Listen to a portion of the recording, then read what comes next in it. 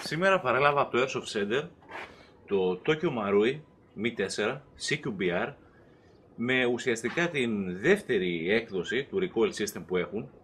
Δεν κατάφερα στο ίντερνετ να βρω βέβαια τι διαφορά έχει από την πρώτη έκδοση και ήθελα να μοιραστώ μαζί σας εντυπώσεις από το όπλο.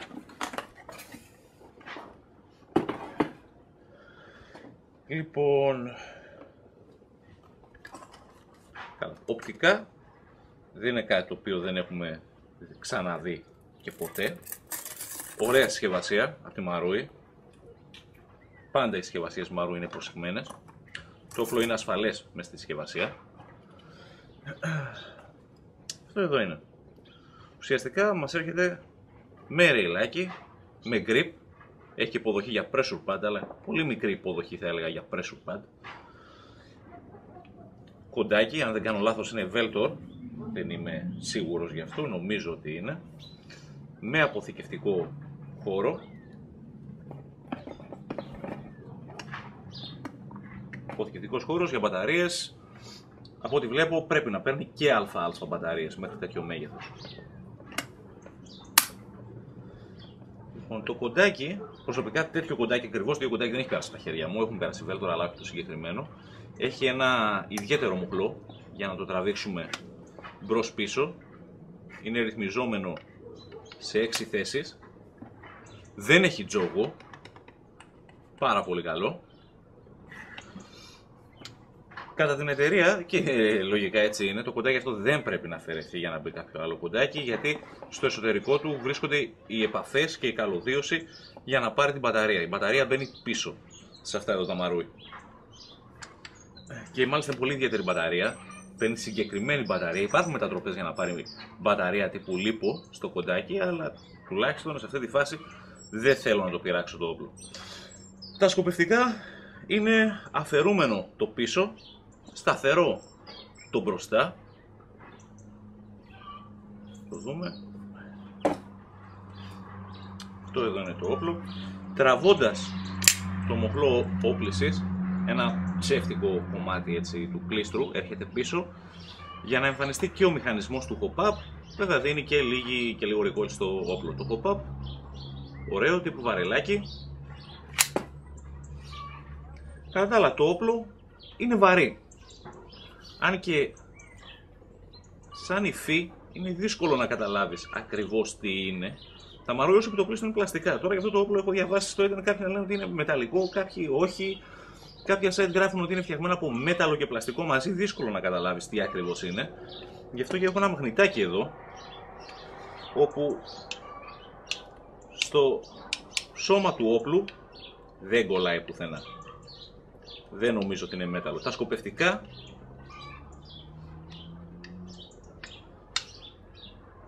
όχι. Μόνο η βίδα είναι μέταλλο, αλλά είναι εξαιρετικής ποιότητας. Το ίδιο ισχύει και για τα μπροστά σκοπευτικά, για την κάνη, flash hider. Βασικά το όπλο πλαστικό είναι, αλλά σαν ποιότητα πραγματικά ξεχωρίζει. Δηλαδή δύσκολο να καταλάβεις, χωρίς μαγνήτη δεν καταλαβαίνεις ότι είναι πλαστικό και όχι μέταλλο. Τώρα εντάξει, λεπτομέρειες είναι από μέταλλο, όπως παραδείγματος χάρη ο πύρος από συναρμολόγησης, ο πύρος όπως είπαμε στα σκοπευτικά. Αλλά όσο επιτοπλίστων μιλάμε για πλαστικό όπλο. Το δούμε.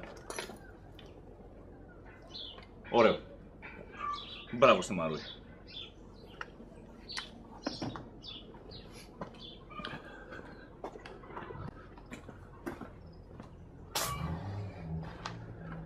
Στη συσκευασία,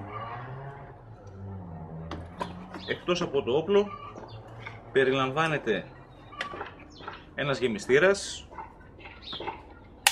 Εδώ έχουμε μεταλλικό κέλυφος για το γεμιστήρα, όπου στο πάνω του μέρος υπάρχει ουσιαστικά μία ρύθμιση για το αν το όπλο θα σταματάει να ρίχνει στην τελευταία βολή. Αυτό εδώ είναι. Οδηγίες χρήσεως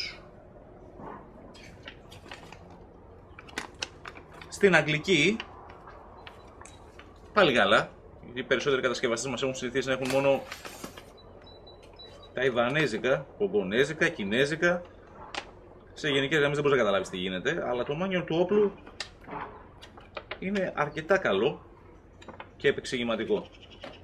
Δεν έχω προλάβει ακόμα να διαβάσω, αλλά τουλάχιστον από ό,τι βλέπω τις φωτογραφίες και το λίγο κείμενο είναι καλό. Επίσης, στη συσκευασία περιλαμβάνεται και ένας αντάπτορας για να μπορείς να φορτίσεις την μπαταρία σε κανονικό φορτιστή. Λέω αυτό γιατί η μπαταρία η ίδια έχει ιδιαίτερες επαφές, δεν φορτίζει από μόνη της σε οποιοδήποτε φορτιστή. Αυτός είναι ο αντάπτορας λοιπόν. Αυτή που βλέπετε είναι η Ήρα μας. 4 χρονών το περμανάκι, την αγαπάμε πολύ και έχει παίξει σε πάρα πολλά παιχνίδια Airsoft. Κάτι που μου έκανε ιδιαίτερη εντύπωση είναι ο τρόπος που μπαίνει η μπαταρία πίσω στο κοντάκι, στο συγκεκριμένο κοντάκι, γιατί εντάξει, προφανώς δεν είναι το μόνο όπλο που μπαίνει η μπαταρία πίσω. Αλλά κοιτώντας το, προσπαθούσα να δω πώς αφαιρείται το πίσω μέρος, το μαξιλαράκι, και ουσιαστικά πιέζουμε αυτή την ψεύτικη ουσιαστικά αλενόβιδα, πιέζουμε και τραβάμε προς τα πίσω. Και εδώ ουσιαστικά βλέπουμε την ασφάλεια και την υποδοχή στην οποία κουμπώνει η μπαταρία. Όμορφο το κοντάκι, δεν φαίνεται να είναι εύκολο να βγει από μόνο του ή να χαθεί.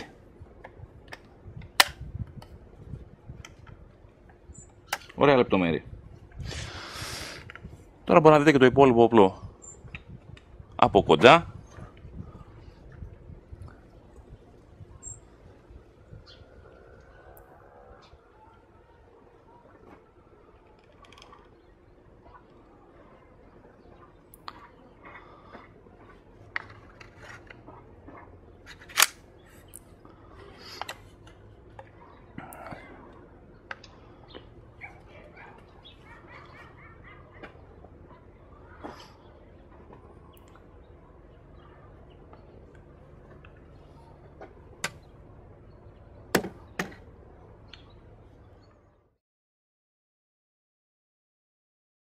Δοκιμή Tokyo Marui Mi-4 CQBR με version 2 Recoil Engine.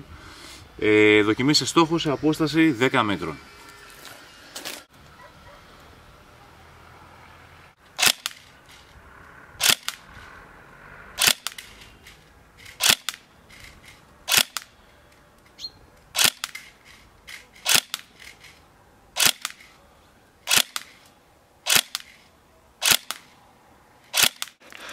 Λοιπόν, εδώ βλέπετε τη συγκέντρωση των βολών, η οποία είναι πολύ καλή.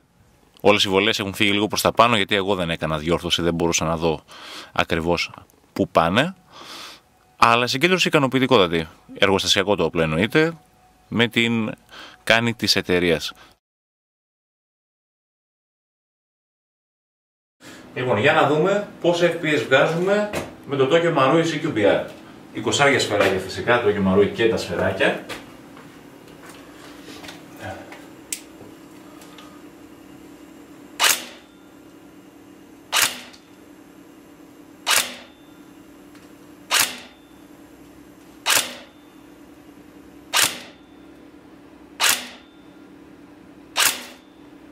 Μάλιστα.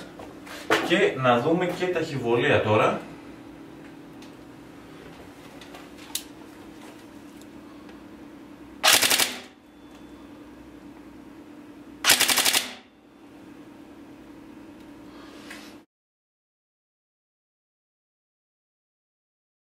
Λοιπόν, βλέπετε το Tokyo Marui CQBR, στο οποίο έχουμε βάλει πάνω μια EOTech, ένα MagPul, και αυτό είναι το Smoke Up της PFI, ουσιαστικά ένας σιγαστήρας, ο οποίος έχει στο εσωτερικό του πούδρα, για την οποία παρέχει ανταλλακτικά η εταιρεία.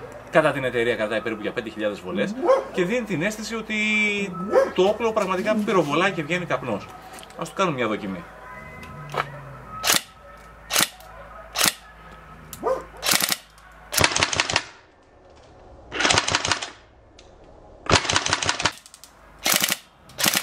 Πολύ ωραίο το εφέ. Κοίταξε να ρίχνει. Μπράβο στην PFI.